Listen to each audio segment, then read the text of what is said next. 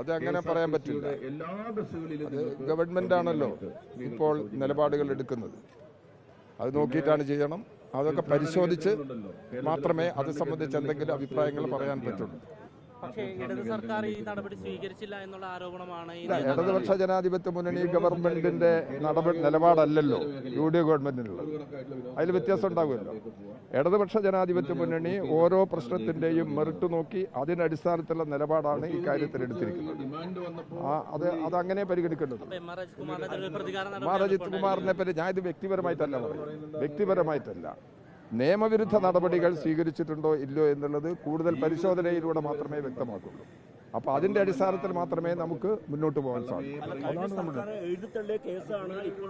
എഴുതി തള്ളിയിട്ടൊന്നുമില്ല.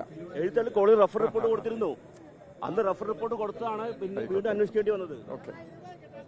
ആ refer report കൊടുത്തത് എംറേജ് കുമാർ അട്ടിമറിച്ചാണെന്നാണ് കണ്ടെത്തിയിരിക്കുന്നത്. SIT എംറേജ് കുമാർ അങ്ങനെ ഇടപെട്ട് അട്ടിമറിച്ചുകൊണ്ടാണ് റഫർ റിപ്പോർട്ട് കൊടുക്കേണ്ടി വന്നാണ് പുതിയ കണ്ടെത്തൽ. അതൊക്കെ ഡിപ്പാർട്ട്മെന്റിലായി പറയേണ്ട കാര്യമാണ്. അതൊരു പരിശോധിച്ച് പറയാം.